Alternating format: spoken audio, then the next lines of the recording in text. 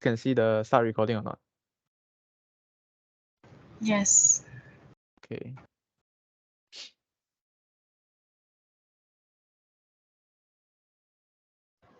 All right, so I will start. Very good morning, and today we'll be having a forum discussion titled with the lack of education in today's society. The main reason why we have this forum discussion today is because many people worldwide are unable to receive education. This has been shown by the data of UNESCO in 2019, where there are 58 million children are not sent to school, with many reasons that we will be discussing today. But first of all, what will happen if someone does not receive education? Will it affect their future or their daily life? So I will pass this question to my first panelist, Sakinatu. Hi everyone. First thing first, I would like to introduce myself. My name is Nur Sakinata Fikria. So the question is, what will happen if someone does not receive education? So I want to initiate my discussion on a topic that holds immense importance in our society, the consequences of not receiving education. As we all know, education is often considered as a cornerstone for personal development, societal progress, and the overall well-being of individuals. So let's delve into the potential outcome when someone is deprived of this fundamental right. So I would like to point out three points, which is the first is limited opportunities, which is without the education, individual may find themselves restricted in terms of employment opportunities. Many jobs nowadays require a certain level of education and skill, and the absence of this qualification can limit one's career options. So the second is economic challenge, which we can see that we the person that lack of education often correlates with lower income levels. Without the necessary skill and knowledge, individuals may struggle to secure well-paying jobs, leading to financial instability and perpetuation of poverty.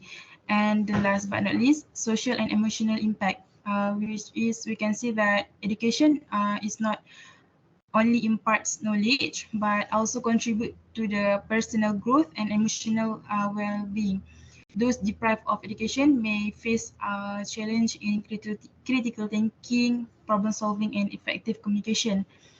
So that I want to conclude that the absence of education can have far-reaching consequences affecting not only individual but the communities that they belong to. It is crucial for us to recognize the importance of accessible and quality education for everyone, as it plays an important role in shaping a brighter and more equitable future. So that's all from me. All right, so it has shown that Sakina's point is saying that education is important as it is also in a part of individual growth as well as life is important for our life as well, and it is also a very vital condition for a person to be a functional member of the society. And so we'll move on to the reasons why there are peoples that are unable to receive education. So I will start with the second panelist, which is Leela, because his point is on high schooling fees. So will high schooling fee affect the education enrollment in today's society?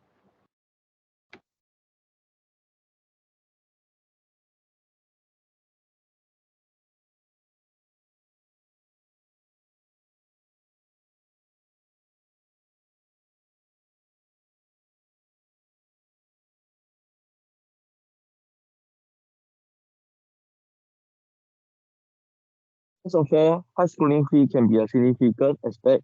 This can preventing many students from accessing the education that they deserve. When the cost of attending the school is very high, it will cause a range of a problem that impacts students and their families. First of all, consider a family with limited financial resource. If the school fees are extremely high, it becomes a heavy burden for parents or guardians to afford their child's education. Families may struggle to pay not only for the tuition, but also for essential items such as textbook, uniform, and school supplies. This financial stress can lead to a situation where students might miss out on key resources, hindering their ability to engage fully in the learning process. They may lack necessary materials, making it challenging for them to keep up with their classmates. Moreover, when school fees are exorbitant, some families may be forced to make some difficult choice. They might have to choose between sending their children to school or meeting other basic needs like food, healthcare, and housing. In such situation, education take a backseat and students are deprived of a conducive environment for learning. This undergoes the broader impact of high fee on families, potential cycle of poverty as education, a key tool for breaking such cycle, become unattainable. Besides that, excessive school fees can also result in students dropping out or not their continue to the higher education. Imagine a student who finished the basic education but faced a very high fee to enter the high school. This student might abandon the idea of further education altogether. This isn't just about missing out on high school, it's about limiting the opportunity for future growth and development. The long-term consequence can affect not only the individual but also the community and the society as a whole. To address this issue, it's important to find ways to make education more affordable and inclusive. Government, school, and also communities should be work collaboratively to implement their policy that reduce the financial burden on families. That's all my point. All right, so it seems that high schooling fee is all about the matters of paying because it has become a burden for most of the families around the world as it has been continuing growth due to economical issues, etc. So it seems that high schooling fee is one of the points that has been taken into account, but the factors that will be affecting more on this is also because of poverty. So I will pass it to the third panelist, which is Ku Chung Kwan, where he will be covering on how poverty affect the opportunity of a person to receive education.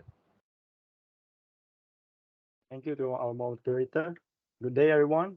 I'm Ku Chun Kwan. Today, I would like to talk about a critical issue that affects countless lives around the world: how poverty creates barriers to education. Let's explore the three key aspects: the education gap, the struggles for qualified teachers, and the challenge of healthcare access. The first key aspect, education gap, which is driven by the unequal distributions of resources. In economically disadvantaged areas, schools often have lack proper infrastructures, up-to-date materials, and access to technology. It's hard to excel in an environment where essential resources are limited, which is the reality for many students facing poverty. Next, let's consider the shortage of qualified teachers.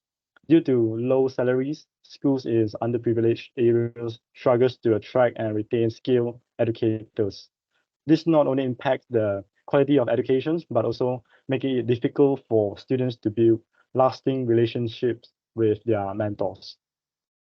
Besides that, access to healthcare is another critical factor. Children living in poverty often face health-related challenges, from malnutrition to inadequate healthcare access.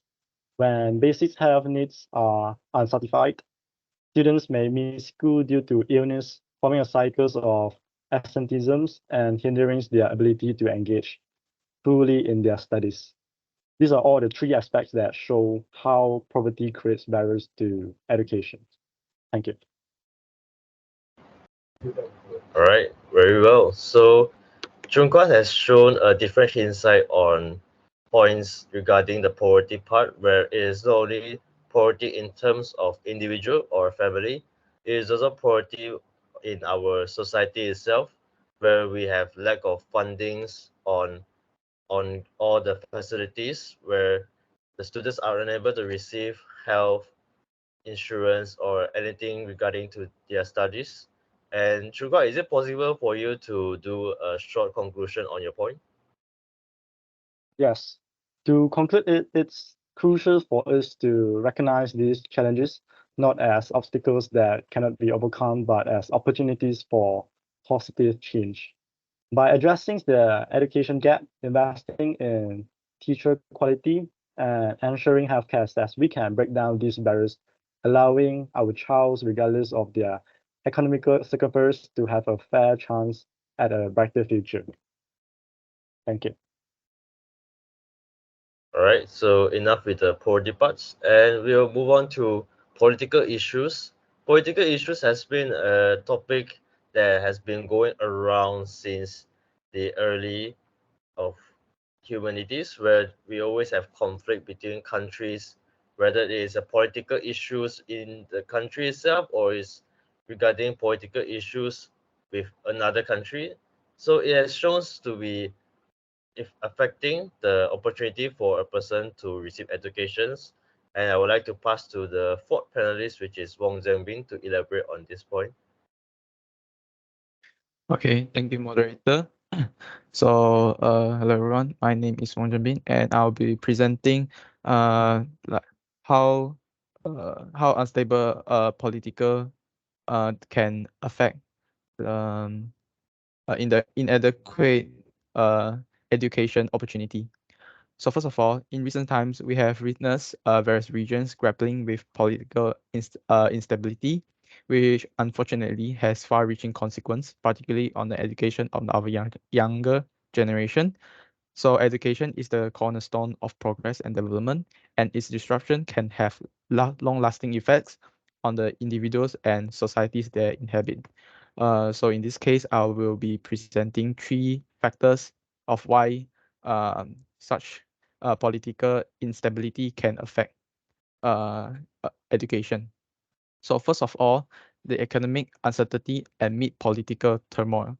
So political instability not only interferes with academic course completion and the duration of the academic calendar, but has broader implications for the students.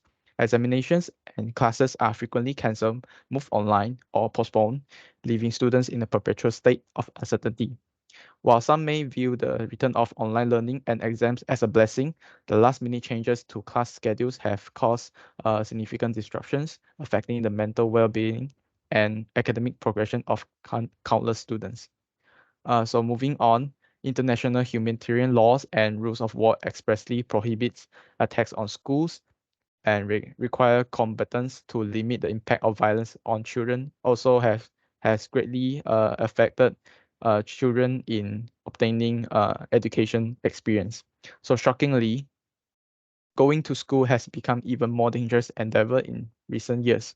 In 2020, UNICEF reported a staggering 535 verified attacks on schools, a 17% increase from the previous year. So the Global Coalition to Protect Education from Attack documented over 5,000 reported attacks on education and military use of schools and universities between 2020 and 2021.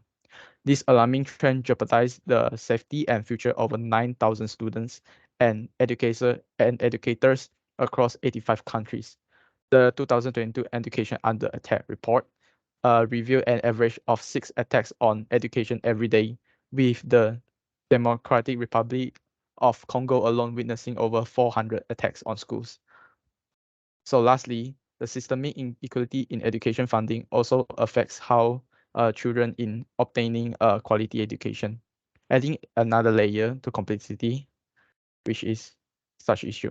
So districts in high poverty areas, predominantly serving students with preferred color, receive less funding per student compared to districts in low poverty areas where predominantly white students are enrolled.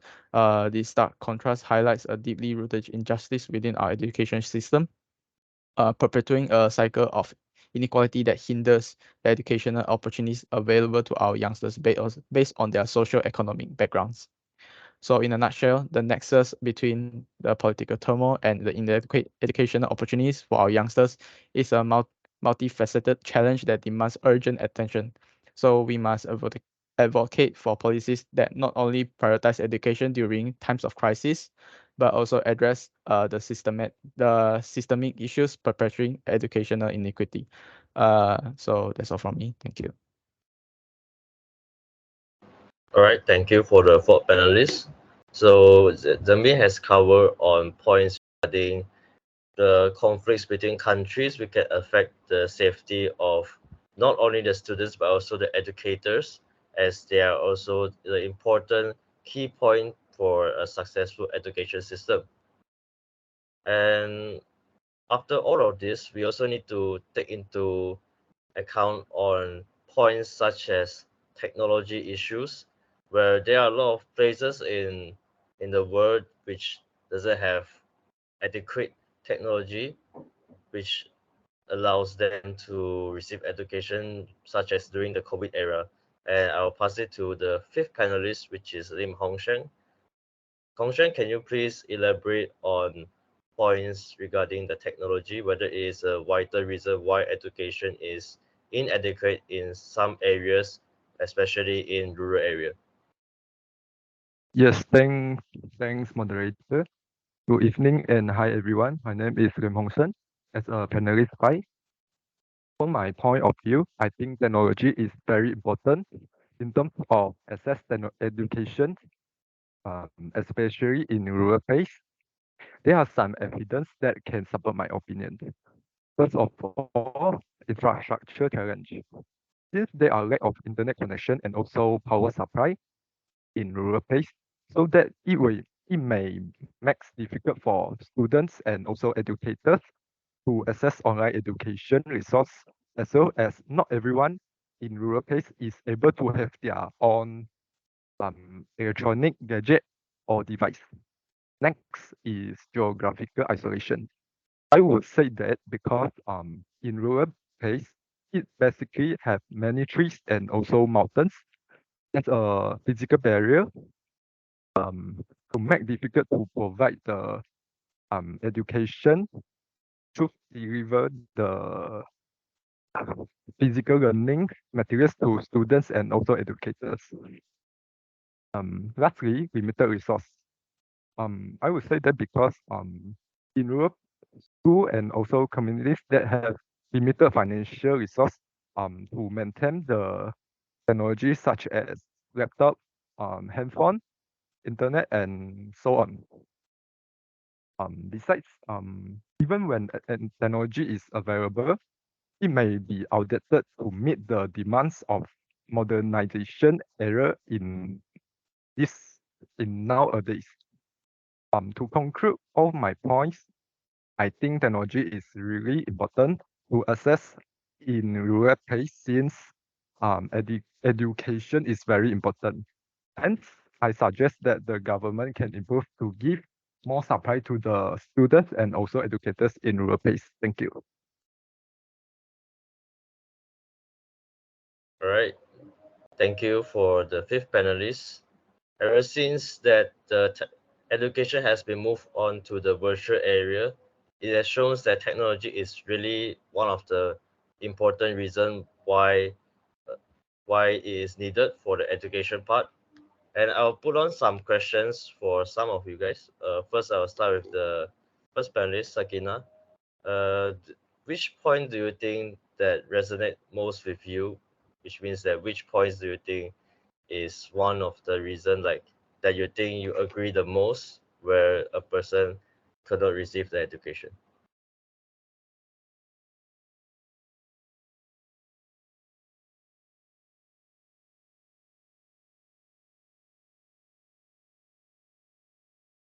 Okay, for me, I think it's more impact on how the person communicate in communities, because for me, is society benefit from educated population.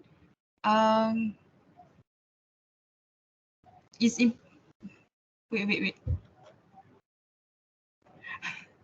Okay, Sakina. My question is, which one do you think is the main reason why people are unable to receive education, in your opinion?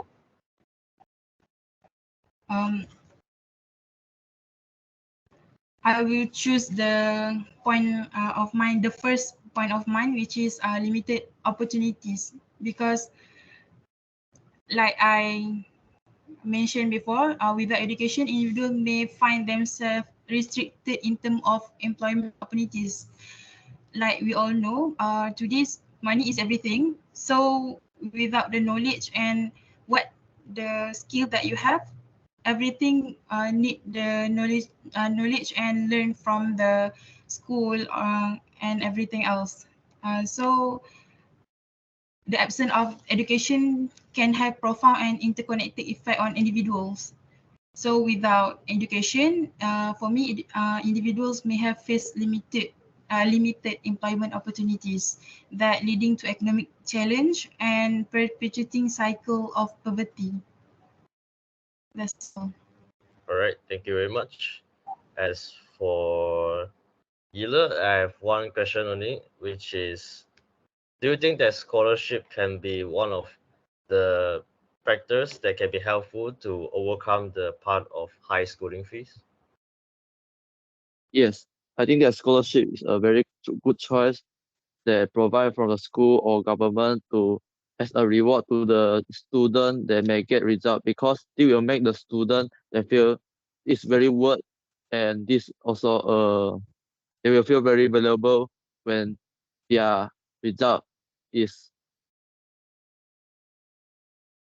seen by all the school and the government. So I think that other support system can also play a important role to ensure that no student is denied the opportunity to learn due to the financial problem. So it's all my points. All right, thank you very much for Yila. And another question for Hongshen, where do you think that the lack of technology is also because of the lack of funding by the government, where it's very economically challenging for them to have access of internet in rural area as well?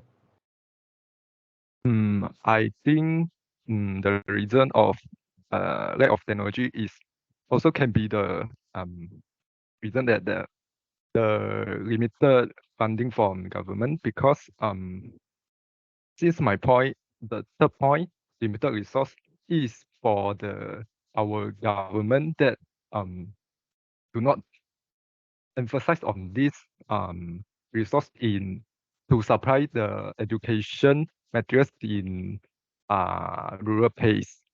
And I think that is all for me. All right, thank you very much. And all right, um, panelist four, Zhenbing, do you like to add up anything?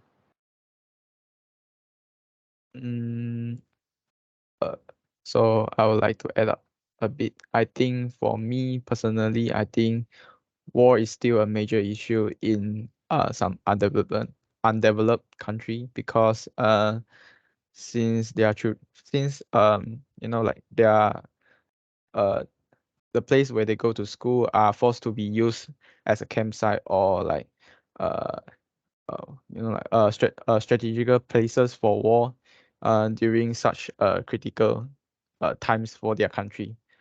So yeah, so I think war is still a major issue. All right, thank you very much. Okay, I would like to give a little summary on what we have shown in this forum discussion. And we can all agree that education is inadequate in most situations due to all the factors I listed above.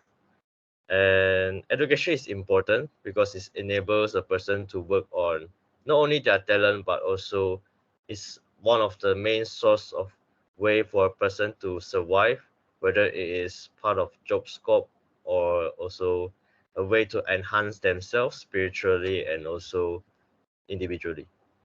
And so I would like to put up some ways to overcome this situation, this issue, where there should be more funding from government on the education part, which have been shown in the budget 2022, where the government has given 14.5 billion funding from the Ministry of Higher Educations. And then we also need to establish good connections with other countries to support and also to prevent wars from happening and also to avoid political issues to be prolonged. It has been shown that because Malaysia has 106 diplomatic missions in 84 countries, and last but not least also, we also need to implement more on e-learning programs where government has been distributing Peranti Siswa last year, and also the use of UCAM Folio in UCAM itself. Okay, and so finally, education is one of the most powerful weapon which can be used to be change the world, which have been said by Nelson Mandela. And so I'd like to say that education is important and we should all play our roles to put on an effort where everyone in the world can receive the education that they need. And that's all for our forum session for today. And I'm your moderator for today, Yap Jiajun. All right, thank you. Thank you, everyone.